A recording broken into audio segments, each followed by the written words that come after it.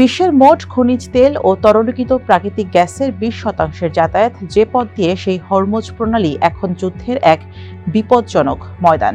2026 সালের 28 ফেব্রুয়ারি ইরান ভূখণ্ডে যুক্তরাষ্ট্র ও ইসরায়েলের হামলা শুরুর পর থেকেই উত্তপ্ত পারস্য উপসাগর।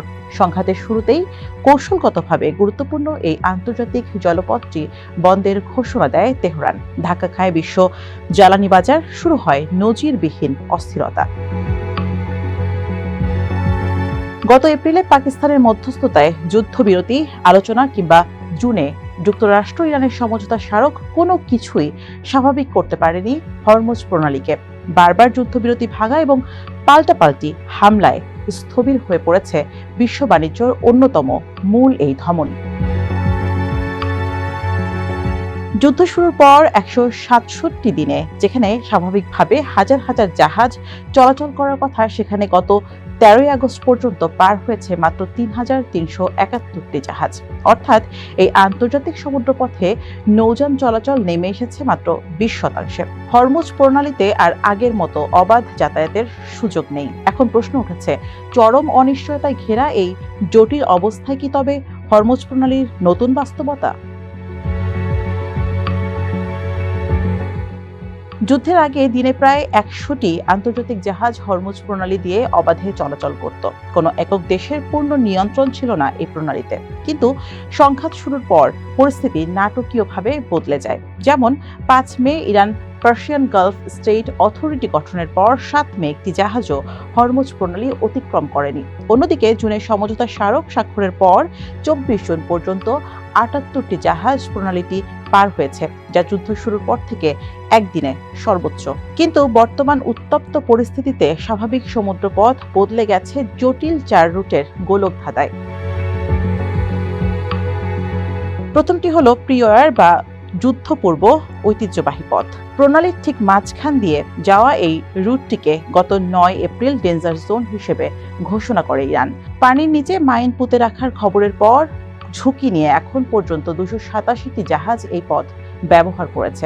দ্বিতীয় রুটটি ওমানের উপকূলবর্তী আন্তর্জাতিক সমুদ্র সংস্থা IMO অনুমোদিত পথ। ওমানের দাবি, আন্তর্জাতিক আইন অনুযায়ী এই প্রণালী দিয়ে স্বাধীনভাবে জাহাজ চলাচলের অধিকার সবার রয়েছে। কিন্তু ইরান এই পথকে স্বীকৃতি দেয়নি। 17 জুনের পর ওমানি রুট ব্যবহার করা একাধিক বাণিজ্যিক জাহাজে ইরান হামলা চালিয়েছে।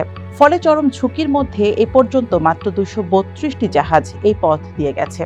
তৃতীয়টি হলো ইরান ঘোষিত নিজস্ব ট্রাফিক রুট। প্রণালীর দক্ষিণ উপকূল ধরে তৈরি করা এই পথ দিয়ে সব জাহাজকে চলাচলের নির্দেশ দিয়েছে তেহরান। 1338 জাহাজ শুল্ক দিয়ে এই পথ ব্যবহার করেছে। আর চতুর্থ পথটি হলো ডার্ক বা অজ্ঞাত রুট। ক্ষেপণাস্ত্র বা ড্রোন হামলা এড়াতে ট্র্যাকিং ট্রান্সপন্ডার কিংবা GPS বন্ধ করে চরম ঝুঁকিপূর্ণ এই পথটি ব্যবহার করছে সবচেয়ে বেশি জাহাজ। এ পর্যন্ত 1514টি জাহাজ রাডার এড়িয়ে সম্পূর্ণ অন্ধকার পথে চলেছে। জাহাজগুলোর সামনে প্রতিটি পথেই ঝুলছে চরম ঝুঁকি ও জটিল আইনি বাধা। অজ্ঞাত বা ডার্ক রুট ব্যবহারকারী জাহাজগুলোর ক্ষেত্রে সবচেয়ে বড় বিপদ সমুদ্র দুর্ঘটনা বা অন্যান্য জাহাজের সাথে সংঘর্ষ। স্যাটেলাইট ট্র্যাকিং বন্ধ রেখে যাতায়াত করায় বড় ধরনের দুর্ঘটনার ঝুঁকি তৈরি হচ্ছে, যা একই সাথে জাহাজের বীমা বা ইন্স্যুরেন্স বাতিল করে দিচ্ছে। অন্যদিকে ওমানের রুট ব্যবহার করলে রয়েছে ইরানি বাহিনীর সরাসরি হামলার আশঙ্কা।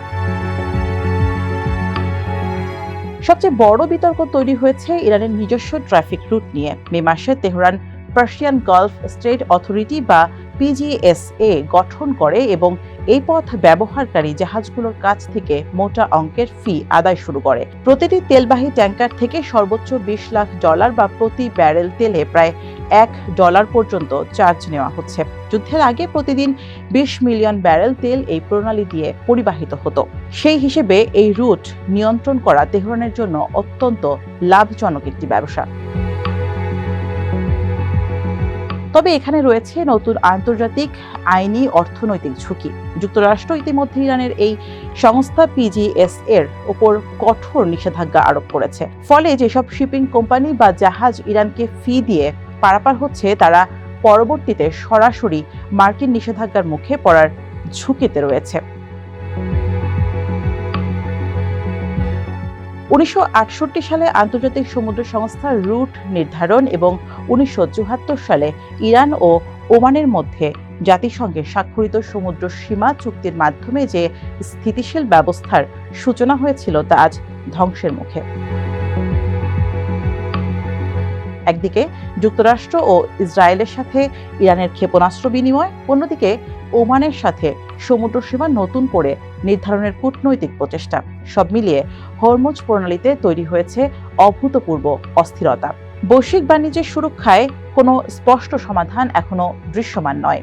মাইন, আকস্মিক হামলা, জরিমানা আর অজ্ঞাত রুটের এই বিপজ্জনক সমীকরণ নিয়ে আপাতত পথ চলতে হচ্ছে বিশ্ব বাণিজ্যকে।